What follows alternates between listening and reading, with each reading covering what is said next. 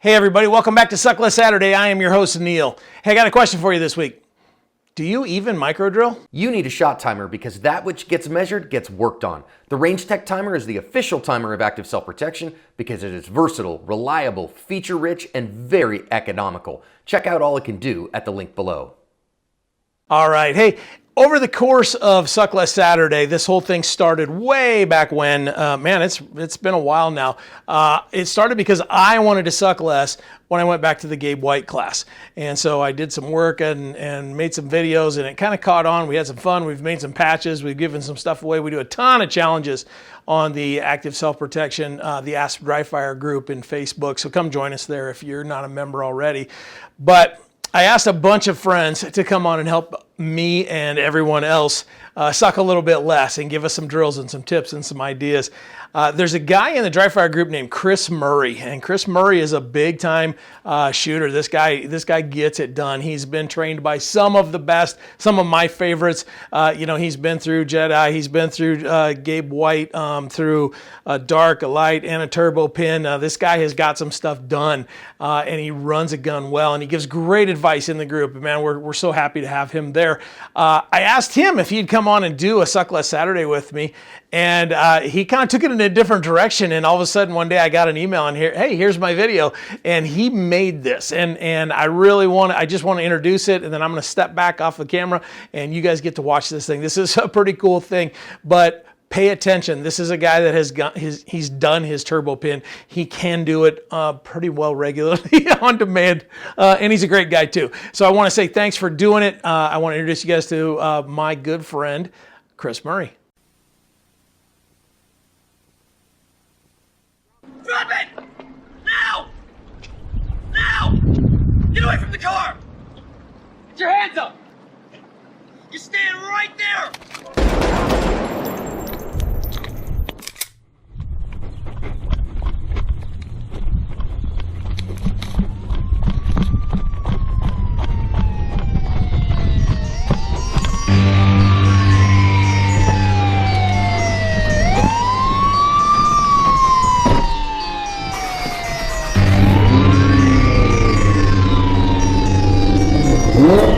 Terror strikes Miami tonight as police began searching for this man, believed to be connected to an assassination carried out by the Calderone crime syndicate where an officer was killed in the line of duty today.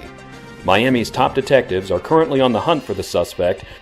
Surveillance footage of the incident was analyzed by shot timer company PACT, and they have concluded the suspect fired 3 rounds in a stunning 1.38 seconds from concealment.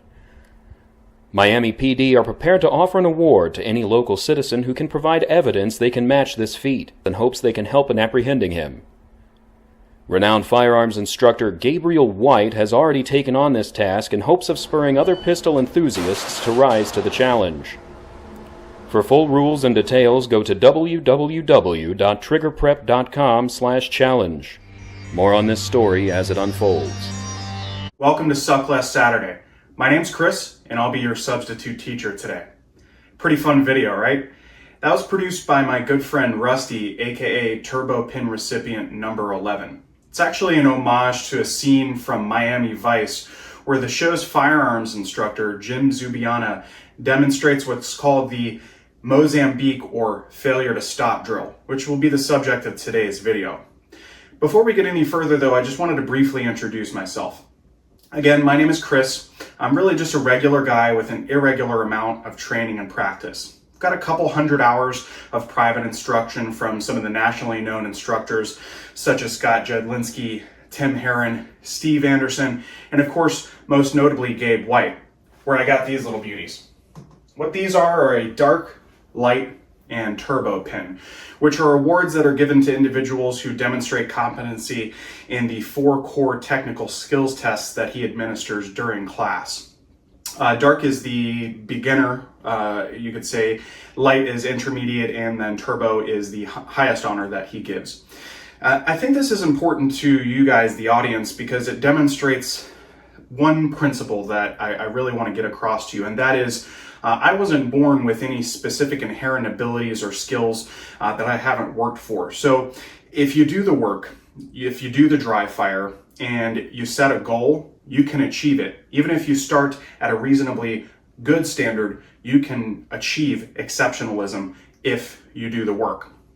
Now, before we get into today's discussion about a drill, I just wanted to delineate this as a drill, not a scenario. That is to say, I'm not going to advertise this as something that has any real world practicality. Does it? Possibly, but that's not the intent of our discussion today. What this is, at least in the context of what we're talking about, is simply a technical skills test that you can use to judge your individual competency with firearms handling. This among other things, of course. So, let's get to the drill. You're going to use a USPSA target. Now, if you don't have something like this, you can simply print out something online that resembles this. Of course, it'll be in a smaller format, so you would just shoot a little bit closer to the target. But that being said, you're going to wait for the beep. From concealment, you're going to draw, fire 2 into the A zone, and then transition and fire 1 into the head box. So pretty simple drill. It can be done in dry fire and of course live fire. And the beauty of live fire, of course, it's only 3 rounds. And right now, that's probably about as much as you'd want to spend on any one drill with how ammo is.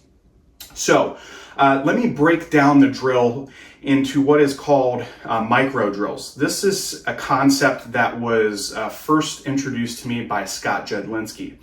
Basically, what we're going to do here is take everything that you're going to do from beep until completion and break it down into different subsets. And I would encourage you to practice these individual subsets one at a time, and then at the end, chunk them together. You'll probably find that you'll be able to complete it and get a better time doing that modality. So the first thing is listening for the beep. So I want to talk a little bit about that. There's a lot of time to be had by responding to the beep sooner. I believe the length of the beep from the time that it starts until it stops is about 0.25 seconds. Now, as was illustrated in that drill that you can do, 1.38 seconds is the goal. Now, while I understand that's a pretty lofty goal, 0.25 seconds in the context of that 1.38 second drill is a lot of time. So the way that I accomplish that is I'm going to clear my mind of all extraneous thought and be hungry to hear the beep. If you do that, then you'll be able to respond sooner and save a little bit of time. So that's the first step. Second step is, of course, clearing your cover garment. So one of the micro drills that you can do is listen for the beep and just clear your cover garment. Second step is you'll need to go for your master grip. Now that is another thing that you can do as a micro drill. So that would look something like this. Now I'm a proponent of what's called the claw grip, as many of you have probably seen on this channel before. And what that means essentially is I'm going to grip the gun as such coming out of the holster. The reason for that is when I see shooters that tend to dig behind the gun, in between their body and the gun, that creates friction and that actually results in lost time. So I would posit that this is a more efficient and faster way to get the gun out of the holster. Just a note here on the gun that I'm using. So this is a Umarex Glock airsoft pistol that is powered by basically propane gas. Now, I've heard it said that, well, that's a toy. Well, I don't know. This is a toy. This, on the other hand, is a valuable training resource. And the reason for that is this. With a regular firearm, and particularly a Glock, you're kind of limited in your options in terms of getting a reset trigger. You can use something like, the reset trigger system. You can get a piece of tape and wedge it into the barrel block here. But for me, I can actually get this to reset without any BBs in it, of course, just the gas. And the slide will reciprocate every time I pull the trigger, thus resetting the trigger. So it makes multiple shot drills very, very easy. All right. So we worked on the clearing the cover garment, getting your grip. The next thing that you can do as a micro drill is your presentation to target and trigger prep.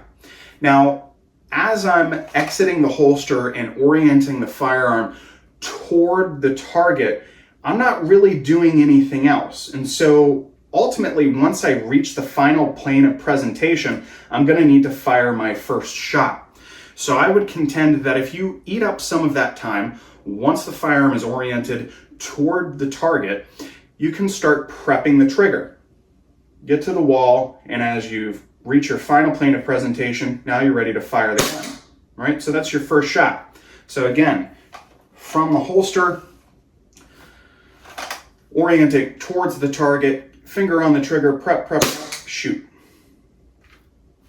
Now, with this drill, of course, you're gonna have 2 shots in the body.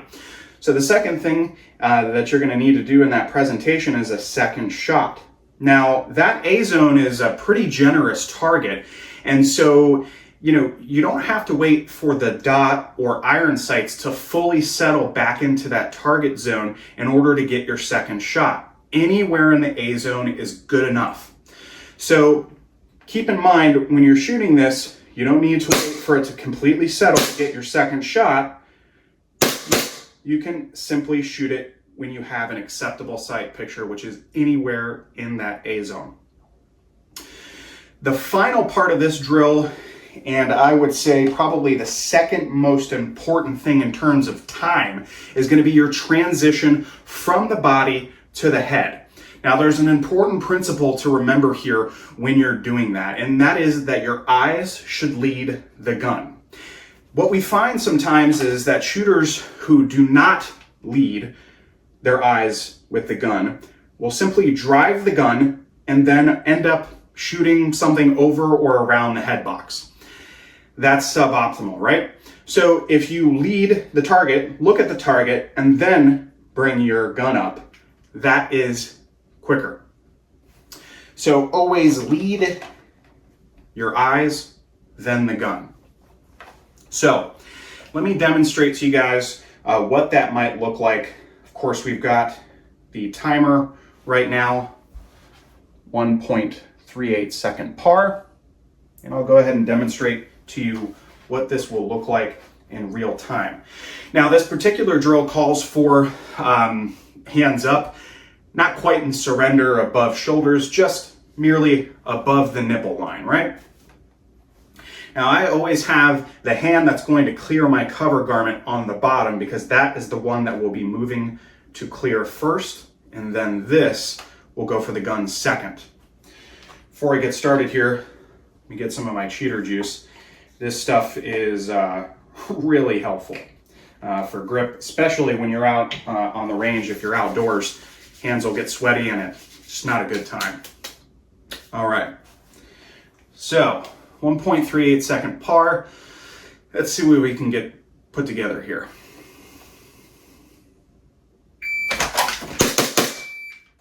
All right, a little sloppy.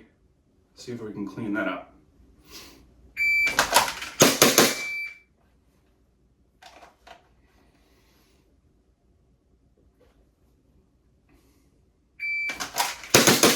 There we go.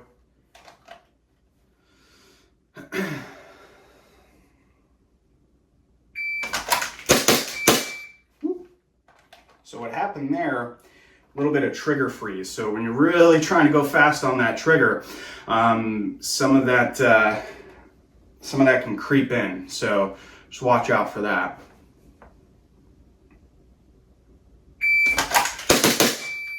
All right. Now I know that particular drill for the patch calls for what I would say a pretty extraordinary time. That's 1.38 seconds. Gauge standards, as I was mentioning earlier with the turbo pin, light pin, and dark pin, has a pretty wide range. So I want to provide you with some alternate times that you can work towards if you're not quite there yet. So for the dark pin, which is the introductory pin that you can get, the time from concealment is 3.15 seconds. The light pin, which is the intermediate, is 2.5, and then the turbo pin standard is 1.95. So as you can see, I mean, it's about 0.6 of a second even faster than the turbo pin standard for that patch. Now, I know that, again, that might seem like a lofty goal for some of you, but I really believe that it is very important to set a goal. The reason for that is this: if you set a goal, you have a reason to pick up the gun every day. And not only that, but it actually makes dry fire, at least in my estimation, fun. It's very important to have fun. Otherwise, picking up the gun just kind of seems like drudgery, right? It's very boring and you're less likely to do it. So set a goal, whether that goal be to get this patch, the 1.38, do better as Neil demonstrated in Gabe's class from his series of dry fire, or get a turbo pin of your own, or even just being better than you were yesterday, or sucking less than you did yesterday. I think all of those are very admirable goals, but nevertheless, set a goal. So that's what I would challenge you to do this week. What are your goals? What do you want to accomplish? Set your mind to it, do the work, and you'll get the results. Thanks. We'll see you on the next one.